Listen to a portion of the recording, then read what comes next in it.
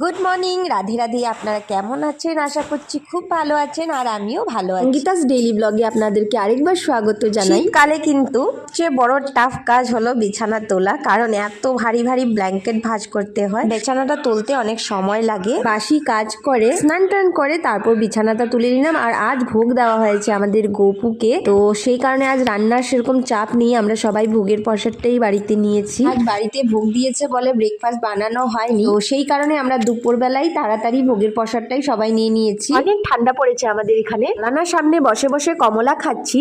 কমলাটা অনেক মিষ্টি ছিল। শীতের দিনে রোদ্রে বসে বসে এই কমলাটা খেতে আমার কিন্তু খুব ভালো লাগে। ধরে আইরিসের একটা সোয়েটার খুঁজে পাচ্ছি না, সেই কারণে গোটা গর্জেস খুলে নিয়েছি। তারপর সোয়েটারটা সামনেই পেলাম। সোয়েটারটা এনে দিয়েছিল মামনি বৃন্দাবন থেকে, সেই কারণে অনেক ইম্পর্টেন্ট ছিল সোয়েটারটা খোঁজা। সাথে দুটো স্টুডেন্ট এসেছে ওদের স্কুল থেকে। ভিতরে মাছ রান্না হবে না, সেই জন্য আমি উনুনে বাইরেই রান্না করছি। ভিডিওটা দেখার জন্য অসংখ্য ধন্যবাদ।